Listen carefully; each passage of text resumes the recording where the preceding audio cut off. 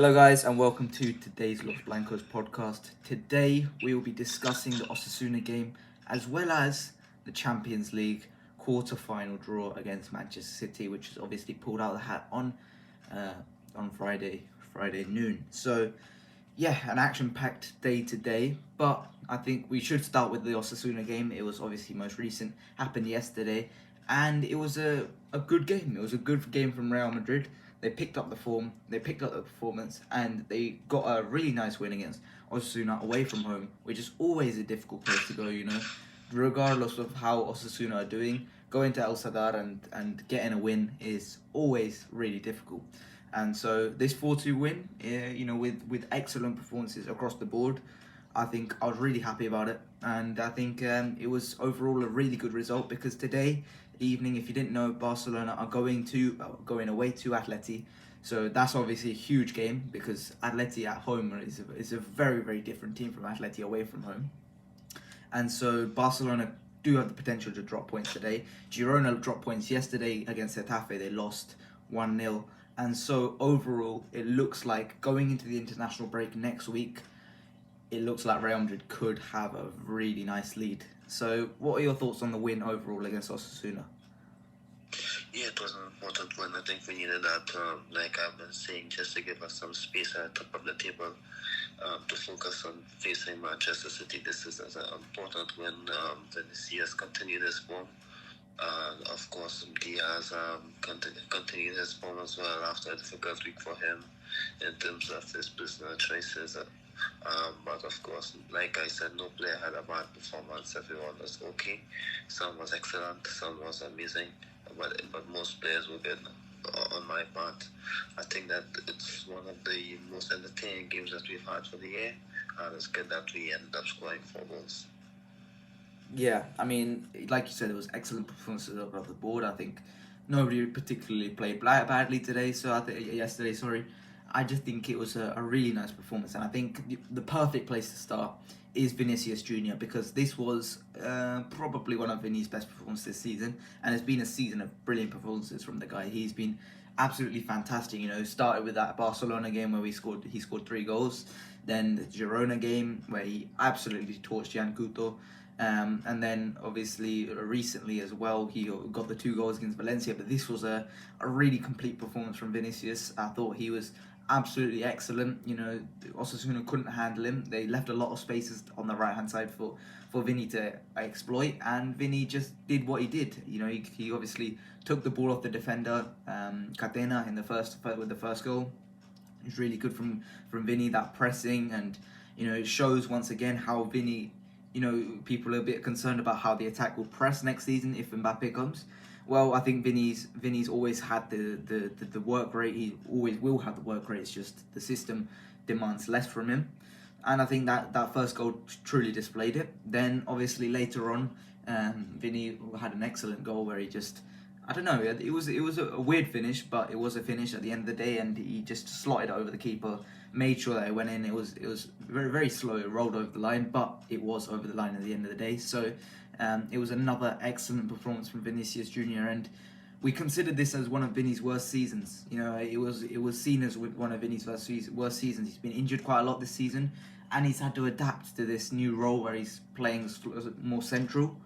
But so far, over the last few weeks, he's been absolutely incredible. The way he's adapted to it, he looks amazing in this system now. And, obviously that adaptation period at the start of the season, obviously it would happen and it did hurt his personal form. But now that it's working, it looks like, well, you can now deploy Vini as the natural winger that he was maybe last season, the season before. But now you can also employ him as this inside forward who loves to cut in, try and get some goals that way. So far this season, 12 goals, 5 assists in the league, 3 goals, 3 assists in the Champions League, and then a hat-trick in the Supercopa. So that overall, that's 18 goals, 8 assists. He needs 14 more goal contributions to get to that 40 goal assist mark, which he normally gets to. But we consider this one of Vini's worst seasons, but for other attackers, this is seen as one of their best. So I just think Vinicius Junior, absolutely fantastic once again. I hope he gets to that 40 goal assist mark. But if he doesn't, it's still been a really productive season from Vini, and I think I'm really liking this from Vini, this recent run of form. So what are your thoughts on Vini's performance? Yeah, of course, like you said, it's one of his worst seasons at Madrid. Well, over the last 3 seasons, this is the most difficult season because, of course, this season is still better than his first few seasons. But, of course, I think he had a bit of an adaptation period. He had some injuries, so he wasn't at 100% for, let's just say, half the season. In terms of understanding his new position and, of course, his fitness, he wasn't at 100% for almost the entire season. He's starting to finally pick up the speed. Sometimes he's playing a bit more centrally, then sometimes he's playing wide on the left. But I think that this season is going to make him a much better player. Of course, as you can see, when for the first goal, he was in a central position, pressing the ball. And of course, for the second goal, it was a well taken goal, of course. But I must admit, so with Vinicius, it's like his position this season is like when he changed the logo of a football team, in my opinion. For example, it's the same concept, but with a lot of new things. So, of course, he's doing a lot of new things this year, appearing in new positions, Of course, his function is a bit different. So that's a positive for me. Of course, even he's arguing that his position, when he came back, Rodrygo fell off as well, but he is the better player than Rodrygo. So, of course, he'll be the one who's getting the preference to play in his natural position a bit more often than Rodrygo. So, of course, with him being at 100%, Rodrygo is playing on the left or more centrally, and he's more playing on the opposite flank. And of course, it's a bit difficult for him, but Vinicius is the best player in the world along with Bellingham. They are the two best players in the league, in La Liga. And that's a big step forward he has taken for his first season at the club, so that should be commended. Yeah, I think Vini's obviously taken that huge step forward, the goals and assists, but I think there is one place where he could improve, and that is obviously the yellow cards. I think it's cost him a game next time against Athletic Club, which is just not what we needed. Athletic Club's obviously one of the most difficult games. We have obviously played them at San Mamés, so we will be at home there, but still, the Athletic Club is a difficult game, and we want Vini for that game, but yeah, he gets that yellow card, it was silly at the end of the day. You didn't have to get that yellow card. It was just unnecessary, and I understand his frustration with the call. I think it should have been a pen, but what can you do at the end of the day? If the referee hasn't given it, you really can't do anything about it apart from look at VAR, which he obviously was. So I'm really unsure about that side of Vini, and I hope that improves with time. You've just got to hope it does, but stuff like that, you just got to hope that Vini cuts out of his game. But maybe that's something that gives him an edge. Try and. I think I don't want him to become some emotionless robot like they got in the Premier League. Some of those guys there. I want him to continue playing with that emotion, at times. So I think, it was just an unnecessary yellow card, but one that's going to cost us next game against Athletic Club in the league. So, what are your thoughts on the yellow card? Yeah, I'm not shocked by it. It was unnecessary. I'm waiting to see how the Manchester City performance go, and I'm going to tell you why. Because, of course, I'm sure Ancelotti is going to tell him you cannot get a yellow card in this game. And that's going to take a lot of self-control for him. And if he can get through that game without getting a yellow card, then I'm going to know that he can control his emotions. Because the Manchester City game is a more important game. And hopefully, if he can control his emotions, he is going to be the player that's going to decide the tie, in my opinion. And we think that his performance and Bellingham's performance would be what decides the tie. If they can really make an imprint on this game, it's definitely going to decide the tie. So, of course, hopefully his mentals and his thinking is really good in that game. His football ability is always at 100% or close to 100%. But of course, there are these little things that has affected it sometimes. But in my opinion, I think I think the game against City is going to do good for development and self control for in the future. So hopefully that could be a turning point for him. Yeah, I mean, we're going to obviously talk about that game later on, and obviously the suspensions that we potentially could get. So we'll talk about that later. But let's move on to the next guy who I want to talk about, Fede Valverde, who had an excellent performance. Despite being tired over these last few weeks, he's been absolutely running to the ground. Despite all that, he continues his fantastic performances, and I think this was, a culmination of all of it. 3 assists. Obviously, there was one in there which was maybe it was where the goal was a bit better than the assist, but still, it is 3 assists at the end of the day, and I think Fede was fantastic once again. This development from Fede this season. We haven't talked about Fede that much this season, to be totally honest, as much as we should. I think because at the end of the day, he's done all of his stuff, but he's done all of it quietly, a bit more low key than he did last year. Well, last year he obviously got to his goal tally of 10, and that helped us quite a lot in that season. But this season he hasn't scored that many goals. But overall, his performance has just he's taken another step forward, and in my opinion, he's one of the best midfielders in the world now. The way he works, he gets up and down that right hand side, defends. The way he defends is so much better. His defensive intelligence has got so much better this season, especially with helping Carvajal. He's been absolutely incredible at that way. And obviously today he's had a really good creative performance, but that obviously has been improving all season long. His long passing's been fantastic all season, and I think overall he's taken this step forward this season, and I think he's been absolutely incredible. Yet no one talks about him this season because of the fact he's not scoring as many goals. But I just think having Fede Valverde is just an absolute gift, because you need guys like this to perform. And it's just like it's testament, because Ancelotti doesn't drop him. So yeah, I think that it was incredible from Fede Valverde.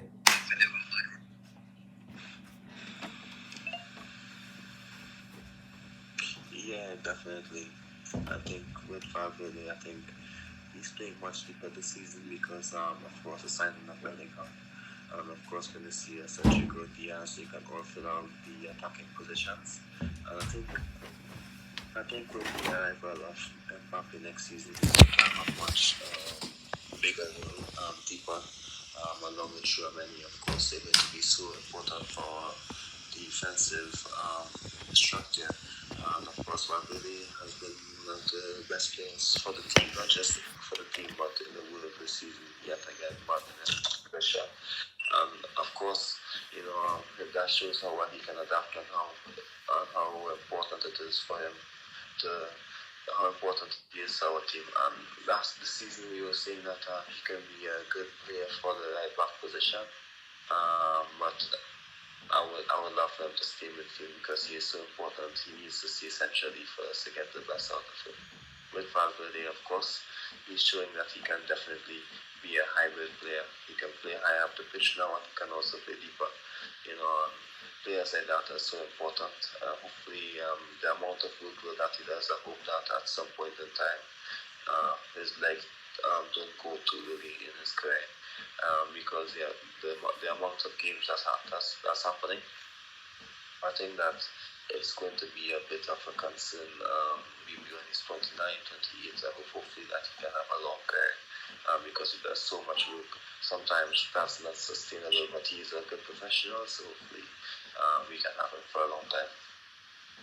Yeah, I 100% agree. I think look at Barcelona and see what happens when overplaying happens. But I think Fede's development was so well done, with the fact that he wasn't forced into it very young. He was played, he was used when he was young, but he wasn't, absolutely just thrown straight in and used in every single game. And I think that's made him more durable, more resistant to injuries. So I think he's been absolutely fantastic, Fede Valverde, and I hope it continues. Obviously, I hope the goals start flying in a little bit more, but that's just I think it's a bit of luck with Fede. He just needs that bit of luck to go his way, like it did last season a lot of the time. So yeah, just a little bit of luck needed for Fede to score some more goals, because he still does take some shots every single game, and it just feels like a little bit of luck and that goes in. But yeah, Fede's been really good this season, and long may it continue. Let's move on. I think we should talk about how Camavinga played. because I thought Camavinga was nice. I enjoyed Camavinga's performance. I enjoyed Luka Modric. I enjoyed Brahim Diaz. Brahim Diaz obviously got a goal as well. I liked all three of these guys playing, and they were really nice in this game. I thought. I just think the security that they gave us in this game, I thought was quite nice. And I just think overall, Camavinga's come into the role a little bit more, come into playing a little bit more this season in these last few games because of the rotations necessary. I think Camavinga's performances have been really good over the last few games, and I just think overall Camavinga's been really nice over these last few games, and I just think continuing this form would be really great. I thought Brahim Diaz, obviously, like you said earlier, big week has been for him in terms of his national team selection. He's picked Morocco over Spain. I think it was the right decision to do since he's waited all these years for Spain and then they've never come calling. I think the fact is that he can make a huge contribution to the Moroccan national team. He can be a starter. He can be the main man ultimately, and I just think overall, Brahim Diaz could be one of their best players. And so I think Spain have made a big mistake in not selecting Brahim Diaz because I just think for the Euros I just don't understand because I think he can make a huge impact for Spain, but yet they still don't pick him. They're gonna pick someone like Dani Olmo who they've got 10 of them in the squad. I'm not saying Dani Olmo's a bad player. I just think they've already got that in the squad and they're just gonna pick him again. So I just think Brahim Diaz is a lot more valuable and I think is a lot more special than some of the guys that Spain are already calling up. But I guess I'm not the manager of Spain, and that's up to Luis de la Fuente. So yeah, what are your thoughts on the midfield's performance? I thought they were all pretty good. Yeah, I must admit that with Camavinga, it gives us the option to play Tchouameni as centre back. Because we can trust Camavinga in the deep position now. He would have played there last season against Liverpool at Anfield. And after a slow start, he was able to have a wonderful game. I think that was the game where we started to see Camavinga be more comfortable as a number 6 because sometimes when things go bad early on, he's normally the player who struggles sometimes, and Ancelotti normally takes him off. But that game at Anfield last season was a game when I think everything started clicking for him better in the midfield position where you could have trusted him more to start a game and continue the game even when he was booked on having a bad start. So I think now I'm really comfortable with him as a number 6. Even if Tchouameni plays at centre back against City, I can trust Camavinga to play in the midfield position as a number 6. Because of how good he is in coming for the ball now, he's a bit more comfortable in doing so. So I must admit he complements, I think, our midfield. They complement each other. I think we were saying that when we signed Bellingham, we have so many midfielders that maybe four or five of them can play if utilized properly all at the same time. So that's a big positive. We are happy. I'm sure that we are all happy, all the Madrid fans, with how they are all performing in terms of their position, because their position and the spaces that Valverde, Tchouameni, and Camavinga occupy, they can all function together. It was a bit of a meme showing that that we can maybe start with 5 midfielders at the same time. But guess what? Sometimes Camavinga can play left back, sometimes Tchouameni plays at centre back, and then 3 midfielders and Bellingham. That's even like 6 midfielders on the pitch at the same time. They're all so versatile. And of course, they have been so important to not just each other, but also to the team structure.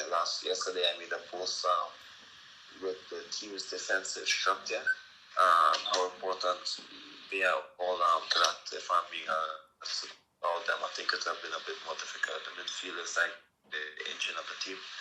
They definitely help us out a lot. So, of course, most of the defensive actions have been by guys like Bellingham, Brahim, Valverde, Camavinga, and Tchouameni as well. So that's a big positive for us, and it just shows how important they are. They don't score as much goals this season, except for Bellingham, because of where they're playing. But it still shows how important they are.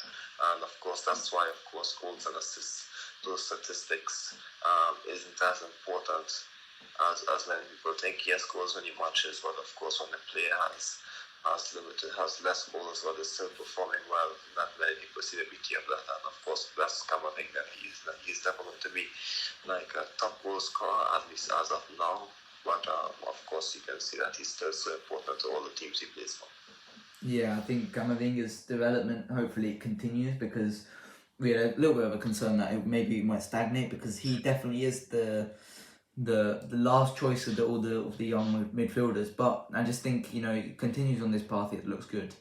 Let's talk about Tchouameni, because Nacho was dropped for this game and Tchouameni was played centre back. I think this is very interesting, because maybe it reveals that Carlo's intention is to play long term until Militao comes back anyway. That he wants to play Tchouameni and Rodrygo as the centre back partnership. Now, the reason why I wouldn't back this is not because I prefer Nacho as Tchouameni at centre back.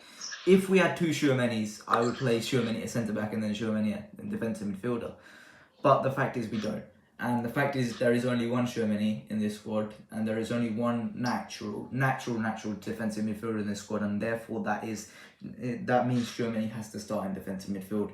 It's the fact that I don't think, it's not because I think Nacho is a better centre back than Tchouameni at this point. I don't think that's true, but the fact is that I think we need Tchouameni more in the defensive midfield role more than we need him at centre back, and that's the reason why I think long term against Manchester City, I don't think we should be playing Tchouameni at centre back, because we need him in defensive midfield to help us break that press. So, what are your thoughts on this centre back pairing at the back? Because he was good, he was fantastic yesterday, and I think that long may it continue. But I just think we need him at defensive midfield more than we need him at centre back. Yeah, you are correct. But when Nacho has played this season, he hasn't been good, let's be honest. And of course, I would trust Tchouameni against Erling Haaland a bit more, if I'm being honest. Playing even against Julian Alvarez, I would trust Tchouameni more. I think Tchouameni is a better footballer this season. I have no idea what's going on with Nacho, honestly, because he's a player who I can't trust. If Nacho plays, I think he's going to do okay. But if he does well, then of course, deep down I was saying, you know what, maybe we should have started Tchouameni, because Nacho has played big Champions League nights. Whether it was in the Di Stefano and Anfield against Liverpool 2 to 3 seasons ago, or in the 16-17 season when he played against Bayern Munich and against Atletico Madrid, when Rafael and Pepe was injured and he partnered Sergio Ramos and had like these amazing performances. So he's clearly, you know, a good centre back. He clearly knows what to do in those big nights. But this season, it's difficult. I'm not too sure like why his form is this bad. Whether it's his age, his pace is slowing down. It's difficult. It's difficult to tell why. But he is still a good player for me, in my opinion.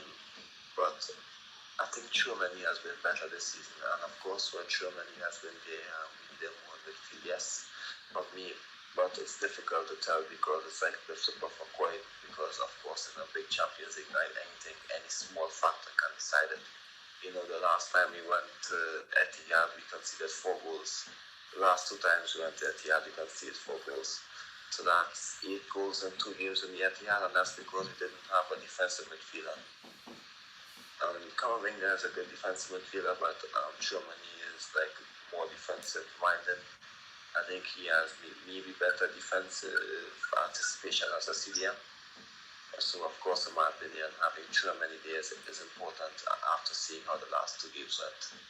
But I think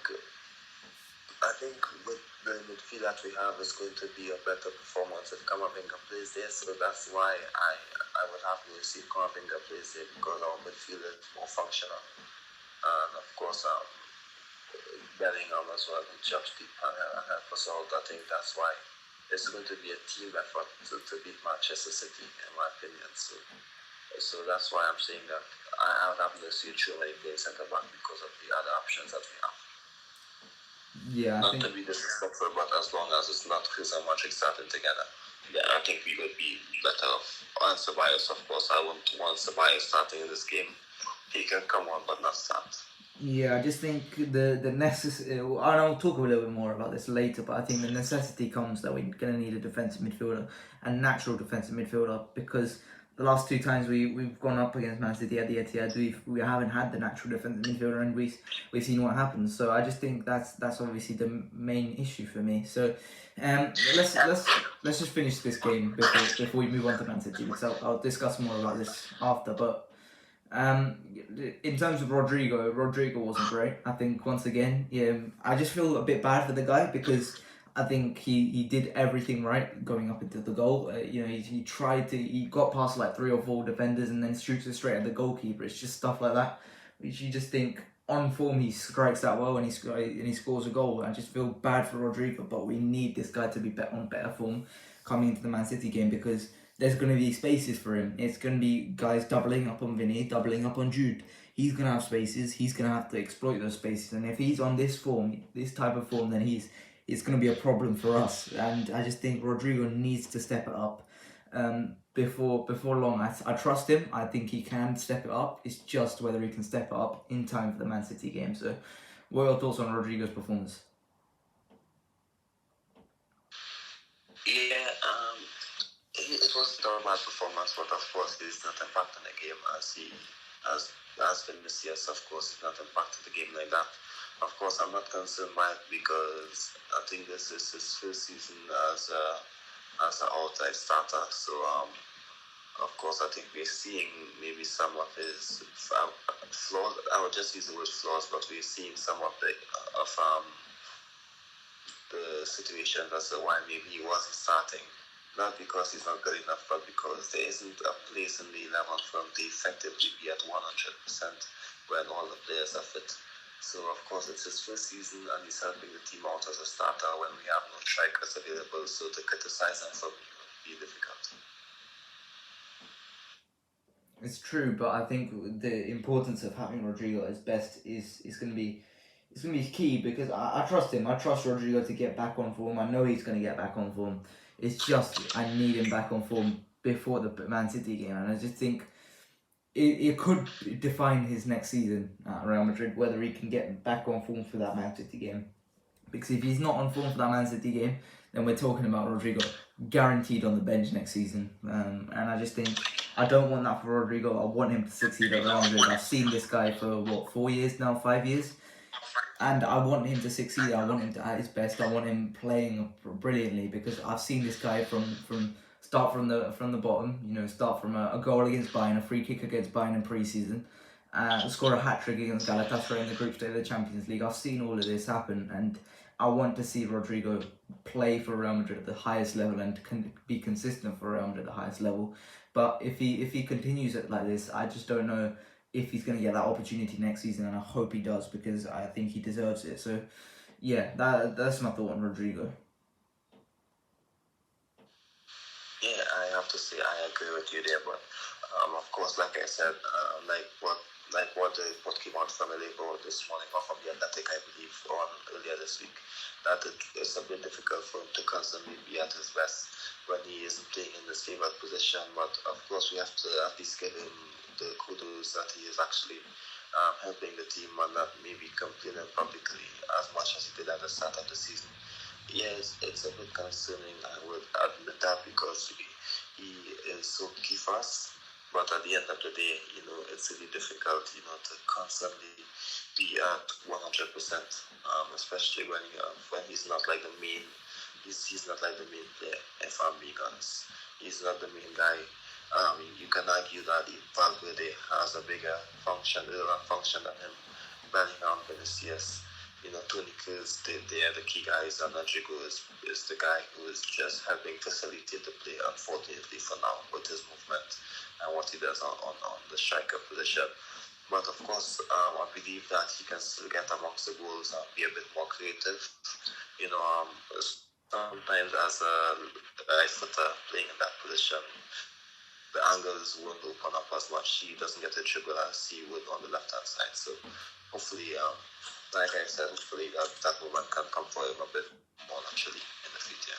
Yeah, obviously now it's going to be an international break. You can have a little bit of time off. Hopefully he can recollect and get his form back because we need it. We need him coming into the Man City game. Let's move on to... Yes. Yeah, Karen. Yes, against the Blancos. So. That's what Vinicius will play against Bilbao, so I guess he can have the opportunity to do well. Yeah, that's going to be a huge game for him. To try and get some form back before the Man City game. Let's move on to Arda Güler because last week he scored his first goal, and I was incredibly happy seeing Arda Güler score his first goal for Real Madrid.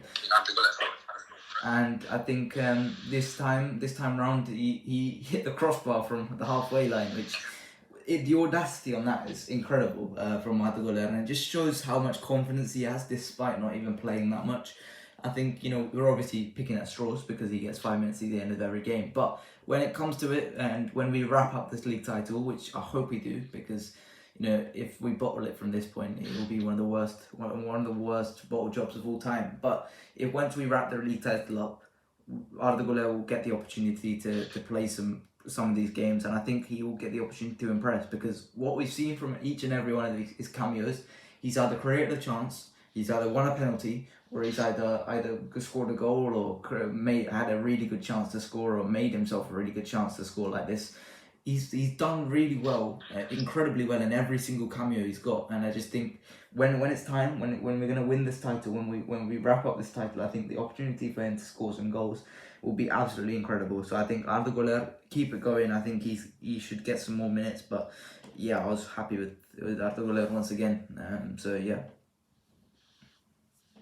Yeah, it's the simple things that he's doing, those one moments in the game. If he keeps getting those simple moments, it's going to set him up for more minutes. He's had like a few moments of magic, and of course, with moments, he's going to be more consistent in doing so. So hopefully, he gets more minutes, and hopefully, Ancelotti keeps trusting him. But who's throughout Bellingham out today, Ceballos out, he is able to get some minutes, and hopefully sooner or later he can pass those guys in the second order. Not Bellingham, who is our most important player so far this season, but of course I think he should be ahead of Ceballos. And of course also gives us something different, so we can't really compare them, but hopefully he gets just as much minutes as Oslo does, and he can be trusted just like Ancelotti would trust Oslo and Diaz off the bench. And even Modric, hopefully he can trust Gullit to make an impact, because you can clearly see that sometimes in games we might just need like a moment of magic to get a goal when we need it, especially away from home, and he can be one of those guys. So. Yeah.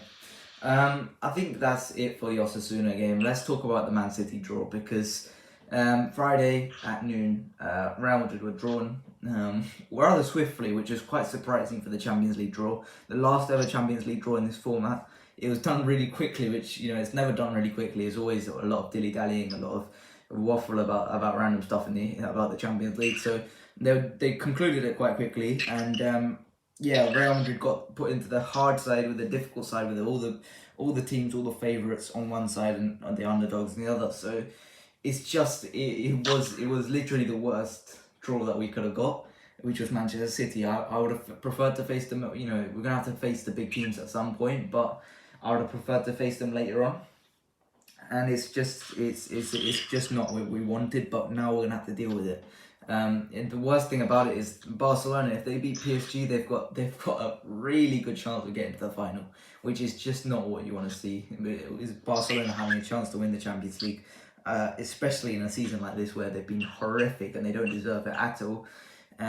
They still have a chance to win the Champions League because they got an easy draw. So it's just that's very annoying, because we're gonna have to see one of the teams that we hate the most go to the final. Either Atleti, PSG or Barcelona are going to go to the final most likely, unless Dortmund can pull off the God's work and get to the final themselves, but I highly doubt that. And it just looks like Real Madrid got put in that difficult draw once again, looking at Bayern or Arsenal if we pass Manchester City, and it just looks really, really difficult. Obviously last season what happened, the 4-0 defeat in the second leg. And it's gonna be looking like we're gonna go to Etihad for the second leg, and it's gonna be a difficult game. So, what are your initial thoughts about the draw? I wasn't shocked. I think that we played the same teams since 2019 and since 2018. The same teams keep popping up, so I just had a feeling that we were going to get either City or Atletico Madrid. One of those teams I had a feeling that we were going to get. Or even PSG, but I more felt like we were going to get City or Atletico Madrid, to the point where to make the initial post I prepared a lot of stats between Arsenal and Atletico Madrid, Arsenal, Manchester City, like with the Vinicius and Dokupos, all those stuff. I just had that feeling that we were going to get those teams. It's not much teams in the Champions League that's consistently in the quarterfinals. So of course it's going to be the same teams. That's why I have no issue with the Champions League format for next season, because it gives us the opportunity to play against new teams. And of course we have a large squad depth, guys like Goulet and even Manchester if he stays can play more matches. So I don't think it should be a concern for us as long as Ancelotti balances the minutes. But anyway, back to the City tie. I think that with City, it's the most difficult team that we could have gotten. I don't care if people are saying that or they're not. Yeah, I was saying that it would have been easier to be in Dortmund's position or Atletico Madrid's position or Barcelona's position. But of course, to beat the best and to win the biggest trophy, you have to play the best teams. And of course, I believe that one of Arsenal, Bayern, Madrid, or City would win the Champions League. That's just how it is. I'm not too sure why, but the team that gets through the harder teams normally would win the competition, because they play so many tough games that come the final, like you can navigate through Inter Milan like City did last year, even though they're going to give you problems like Madrid did against Liverpool. We can navigate against them because we did so well against PSG, City, and Chelsea. So of course getting City is always tough. I'm looking forward to the tie. I'm looking forward to see how we adapt with a new team without Benzema. So Benzema didn't do anything in much in that tie last year, if I'm being honest. So with Bellingham, I think we're going to have a better chance. Benzema was feeling at his best last year. He has some niggling injuries, and of course Vinicius was a player against City, along with Toni Kroos and Camavinga, who was our most important player. So hopefully we can strike and we can do some damage at the Bernabeu, and then we can finish the job at the Etihad. It's of course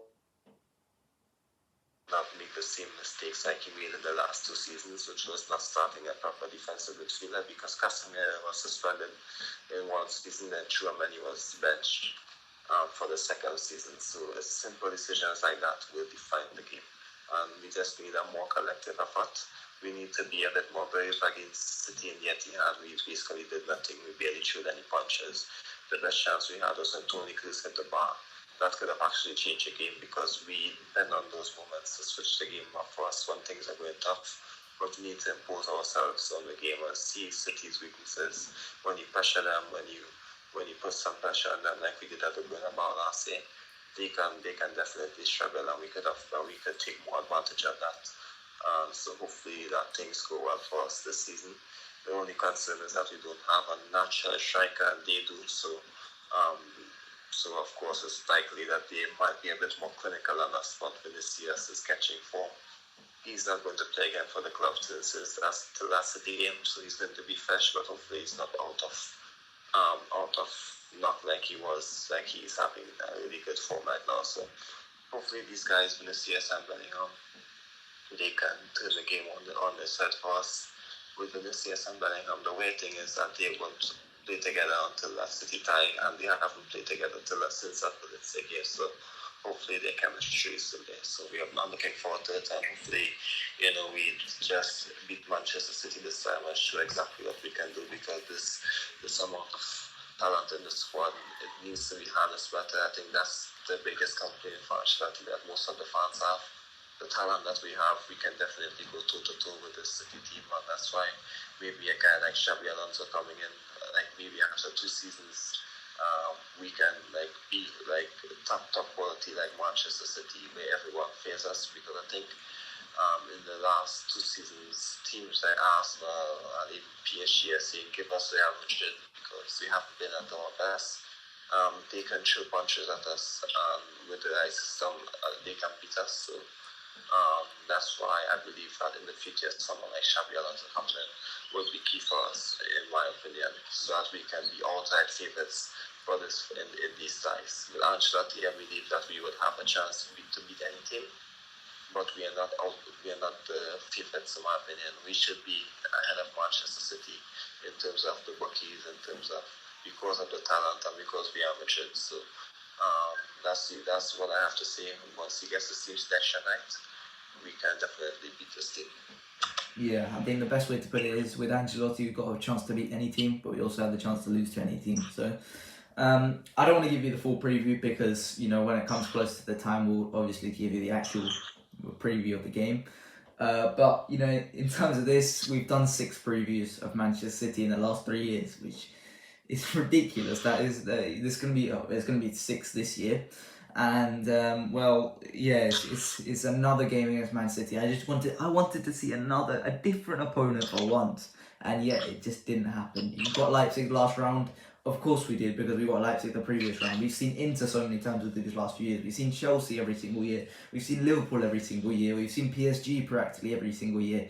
It's the same team. Shakhtar. I know more about Shakhtar than most of La Liga teams, which is crazy, but I know more about Shakhtar than most La Liga teams, and it's just like we see these teams every single year and we just get the same teams over and over again. I was praying so that we get someone like, I don't know, like a Dortmund. I've never talked about Dortmund on here ever, which is ridiculous. We've never talked about PSG. We did PSG in that 1 year, but I would have liked to see PSG once again. Maybe it's been quite a few years. I would have liked to see Arsenal. We haven't had Arsenal in 17 years, I would say. What was the season that Henry did that to us? It's been a hella long time since we played Arsenal. Bayern Munich, it's been almost 8 years? 8 years since we last played Bayern Munich. It's just like all these teams we could have got. We got Man City again for the 3rd time in 3 years. So it's just like it's just the same thing over and over again. But what can you do, eh? What can you do? But apart from that, I mean, we've obviously got to right the wrongs of last year. There's only 2 games I've never watched the highlights to. From Real Madrid, and I never will watch the highlights to. It's that game against Man City and that game against Ajax. Those are the only 2 games I've never watched the highlights, and I never intend on watching the highlights to again. It was hell going through that game at the Etihad. 4-0. It was just, you couldn't imagine any worse. We made 13 passes in the first 15 minutes. It was just hell. From minute 0 to minute 90, it was hell. Man City had us in a headlock, and they would not let go, and it was crucifying. Man City played to the best of their abilities, we did not, and it just felt like it was horrific. Everything that could have went wrong, and it just felt like we've got to right the wrongs. Now, in terms of the place that we've improved in a lot of places since last year. I think the link from midfield to attack, which we did not have last year, we've obviously got Jude now. In terms of the fact that we did not have a subs bench last year, we did not have guys to come off the bench and make an impact last year. Well, we've got Brahim Diaz, Joselu to come on this year. We obviously benched Tchouameni last year. We've got to play him this year because that's where we made the mistake last year in playing Toni Kroos and Luka Modric there.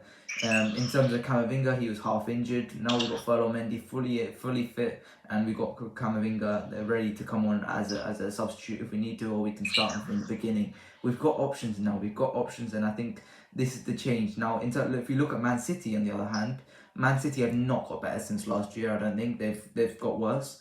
If you look at Haaland, this year he's missed a lot of chances, and I think he's been less clinical than last year. He was a robot last year. This year he looks a lot more human.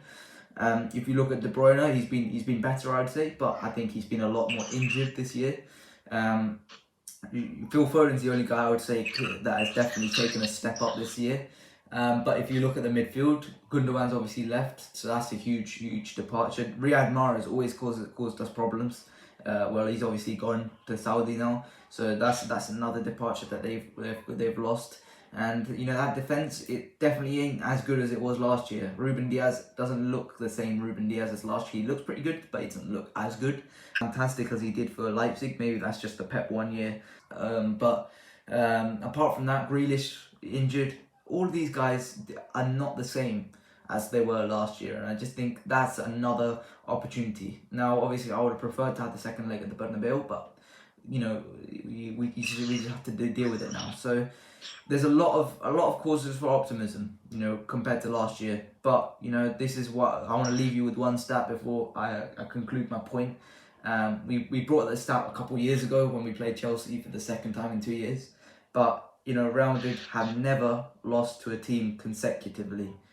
So whatever team you think of, Real Madrid have never lost to twice in a row in the Champions League in the knockout stages. So you look at Ajax, you look at Dortmund, you look at whatever you want, and we got knocked out to.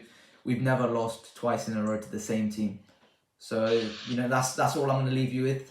Hopefully that continues this year. But yeah, I think that's all I've got to say on the Champions League draw for this year. Have you got anything else to say on Man City or on the Osasuna game? I think that's an amazing start. I would like to end on, in my opinion. I think I'm just remembering when we spoke about that, and it's actually a really amazing start. So it's actually giving me more confidence now going into this time, because both City and Madrid have won all their Champions League games this season. So I think that's definitely going to be one of the best fixtures ever, because of the two strengths of this teams, what it means for both teams. So it's going to be an amazing time, in my opinion, and I'm looking forward to it. But I would end on those statistics until we go more in depth in it sooner or later. Yeah, so that is it for today, guys. I hope you guys have enjoyed. Let me know your guys' predictions for the Man City game.